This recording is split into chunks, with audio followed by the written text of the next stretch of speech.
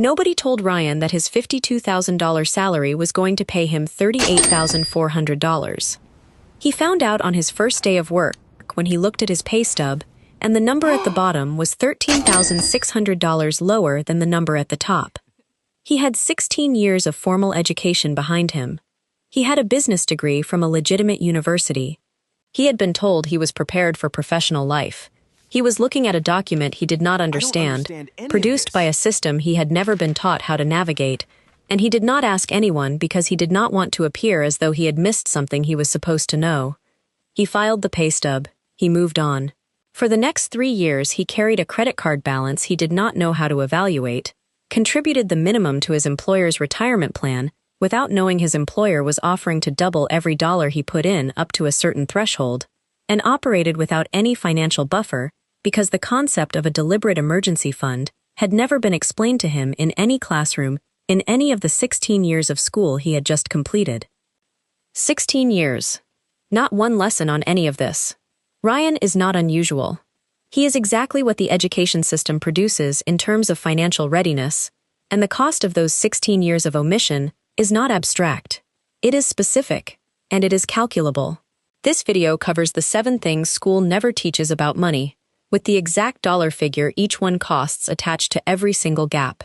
The actual numbers from real scenarios, so that by the time this video ends, you know not just what you were not taught, but precisely what that gap has been worth to you, sitting on the wrong side of it. Quick note before we start: if you are new here, this is Capital Notes. We drop practical personal finance videos regularly. Subscribe and hit the bell, because Phase 2 of this series starts with the next video, and it is where everything changes from financial understanding to action. Now, the 7 gaps. 7 specific areas of financial knowledge that formal education skips almost entirely systematically, across the curriculum, in a way that has been documented and studied and debated but not fixed. Each of the 7 comes with a real number showing what it costs the person who reaches adulthood without it. The total across all 7 is not a small figure. It runs into the hundreds of thousands of dollars for most people measured across a working lifetime. Here is how that number builds. Gap 1. How money actually grows, and how debt uses the same trick against you. Lauren is 34 years old and works as a product manager in Boston. Last year, she sat down and calculated what she would have today if she had started investing $200 a month at age 24 instead of age 34. She had the income at 24. She knew investing existed at 24. What she did not have was the specific number that would have made starting feel urgent. The calculation took 15 minutes using a free compound interest calculator. The result? Starting 10 years earlier with the same $200 monthly contribution at 7% annual return, would produce a portfolio approximately $130,000 larger at age 65. Not because she would have contributed $130,000 more, she would have contributed an additional $24,000 over 10 years. The remaining $106,000 difference is the compound growth on those additional 10 years of participation. That $106,000 is what nobody showing her a compound interest graph at school would have cost. It is what the absence of that graph has cost her instead. Compound interest works identically in the opposite direction when it is applied to debt. A $3,000 credit card balance at 22% interest, paid at minimum only, takes 14 years to clear and costs over $3,800 in interest, more than the original balance. A 17-year-old who sees that specific calculation before they get their first credit card makes a different decision with that card than one who never sees it. That calculation is not in the curriculum. The credit card arrives anyway. The interest accumulates either way. Gap 2. What debt actually costs. This is the number nobody calculates. Most people evaluate a debt by its monthly payment. The car is affordable because the $387 fits the budget. The student loan is manageable because the monthly repayment is not overwhelming. What almost nobody calculates is the total cost, the principal plus all the interest across the full repayment period, and fewer still calculate the opportunity cost, which is what the money paid in interest would have been worth if it had been invested instead. A $20,000 car loan at 6% over 5 years costs $3,200 in interest. That $3,200, invested at 7% annual return over 20 years, grows to approximately $12,400. The car that looked like it cost $20,000 actually cost $32,400 when the opportunity cost of the interest is included. That third number, the opportunity cost, is the one that changes how people think about financing. It is also the one nobody is ever shown before they sign the paperwork. The practical consequence of this gap is a lifetime of debt decisions made using only the least informative measure available. Monthly payment tells you whether you can survive the commitment. Total cost tells you what the commitment actually is. Opportunity cost tells you what you are giving up to make it. Teaching all three measures before people take on any significant debt would not eliminate borrowing. It would make borrowing a deliberate decision rather than a default one. That distinction, applied across every major purchase over a lifetime, produces financial outcomes that are dramatically different from those produced by the single variable approach most people use. Gap 3. The credit score that has been following you since your first card. Chris is 26 and was trying to rent his first apartment. He found a place he wanted, applied, and was declined because of his credit score. He had not known his credit score was relevant to renting an apartment. He had not known what his score was. He had not known that the 2 credit cards he opened in college, used inconsistently, with occasional late payments, had been building a credit history during a period when he was completely unaware that credit history was being built. He graduated with 14 years of formal education and 0 hours of instruction on a topic that was now determining where he could live. A credit score is a number between 300 and 850 built from 5 factors: payment history at 35%, credit utilization at 30%, length of credit history at 15%, credit mix at 10%, and new applications at 10%. A score above 700 reduces the interest rate on every loan you take. A score below 650 increases it. The Consumer Financial Protection Bureau estimates that a thin or damaged credit history costs the average person between $50,000 and $100,000 in higher borrowing costs over a lifetime, primarily through a higher mortgage rate sustained across a 30-year loan. That is the cost of a gap that a single 2-hour class at 16 could have closed. Chris's situation is not unusual. It is exactly what happens when a system that scores financial behavior from the moment someone takes their first credit decision never bothers to explain that the scoring has started. Before we get to Gap 4, I want to flag something specific about Gap 5. Gap 5 is different from the first 4 because the money it costs you is not in the past. It is in your account right now, going somewhere you did not consciously choose, and the action that recovers it takes approximately 10 minutes and can be done this week. I am going to show you exactly what that action is when we get to Gap 5. Stay with me for 12 more minutes. It is the most immediately actionable thing in this video. Gap 4. How taxes work and how to legally pay less. Taxes are the largest single expense in most people's financial lives, and formal education almost never explains how they actually work. Not the theory of why taxes exist. Most people receive some civics education on that.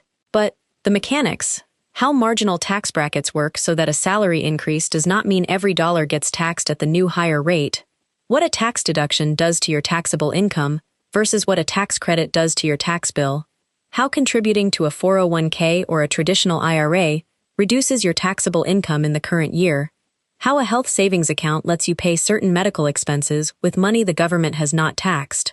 These are not complicated. They are the basic tools of legal tax reduction that virtually every working adult in the United States has access to, and most do not use, because no one explained them before the habit of not using them became the default. A person earning $70,000 a year who contributes $6,500 to a traditional IRA reduces their federal taxable income by $6,500. At a 22% marginal tax rate, that reduces their tax bill by $1,430 in that year. The money goes into a retirement account growing tax-deferred, and the net reduction in take-home pay after the tax saving is calculated is significantly smaller than the contribution itself, in many cases virtually neutral. Over a 30-year career of doing this consistently, the combination of the annual tax savings and the compound growth on the invested amount produces a retirement account that most people in the same income bracket who were unaware of this mechanism simply do not have. The knowledge gap between those two people requires one afternoon of financial education. The financial outcome gap at retirement can exceed $400,000. Gap 5. What a budget is actually for and how most people build it wrong. The word budget carries a negative charge for most people, and the reason is specific. It was almost always introduced as a response to financial trouble rather than as a proactive tool, and as a list of restrictions rather than as a system of deliberate choices. These are two completely different things. A restriction limits what you can do. A deliberate choice reflects what you actually want. A budget built correctly is not a list of spending limits. It is the document that answers the question, given the income I have and the priorities I actually hold, where do I want this money to go before it gets claimed by whatever claims it first? Most people who build their first deliberate budget using that framing find between $400 and $800 per month that was previously going to spending they would not have chosen if someone had asked them to choose it. Not because they were being reckless, because the money was going somewhere by default rather than by decision. Here is the 10-minute action. Open your bank account right now and look at the last 30 days of transactions. Write down everything that left your account in 3 columns. Things you chose deliberately, things that were automatic commitments you agreed to in the past, and things that happened by default because the money was available and something claimed it. The third column is the Gap 5 recovery. The money in that column is not gone. It is still arriving in your account every month. It is just currently going somewhere unintentional. Redirecting it takes a single decision, made once, that then runs automatically. Video 8 in this series covers the exact system for building a budget that does this permanently. For now, the gap is named and the money is visible. Gap 6. Assets versus liabilities.